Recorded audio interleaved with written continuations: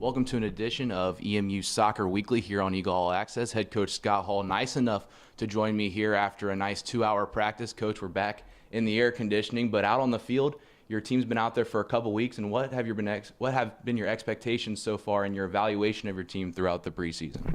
So far, we're really happy. I think the group came in with a good fitness level, so it's been easy to kind of get right into things and push them to good limits. So I think where we left off in the spring, we've been able to kind of jump right on the tracks and get the train moving in the right direction. So we're really happy with where we're at right now. And you had 6 freshmen come in a couple weeks ago, so now they're getting accustomed to the collegiate level, and it's a big jump going from high school and club soccer to the Division I level. And how have they adapted to the transition? I think they've done well. I think it's tough on a team where you return 20 players and only lose one senior for the 6 freshmen to come in and feel super comfortable right away. It's a talented group. They're hardworking.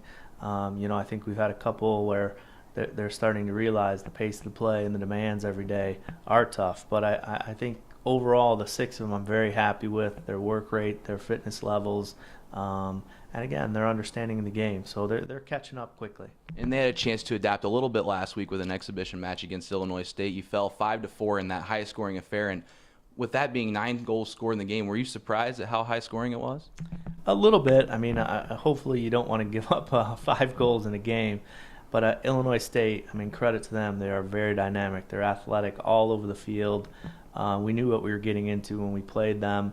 For us, I think, again, we had a real focus going into that game, and we got a lot out of it just in the fact of we knew how long we wanted to play players and where we wanted to play players. And, again, we wanted to see the freshmen and some of the younger players get a chance to play against their better players too. And I think we scored a goal against some of their better players, and we gave up a couple too. But I think that pace of the play really is going to set the tone for us for the rest of the season. So some of the problems that I think we saw within the game, we were able to kind of take care of this week. And the goals may become hard to come by when you face Detroit Friday to open up the regular season. They only allowed 12 all of last season. They've been picked to win the Horizon League in the coaches poll. So what's it going to take to beat the Titans?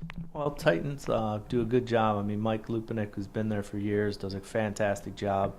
They're super organized defensively. They're great on set pieces. They've got a couple special players up front, out wide, and in the midfield that really just kind of give you a hard time as you play. And they never quit. 90 minutes, they are going to give you their full attention.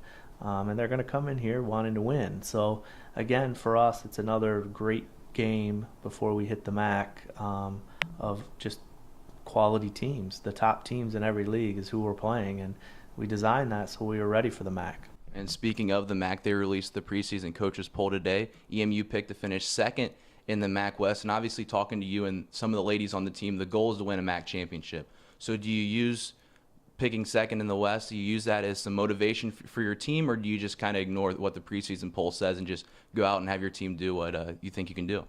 Well, it's always one game at a time. We're going to take one game at a time. We're trying to get better each game and get ourselves prepared and ready so that when we do hit the MAC, we're ready to play against those teams.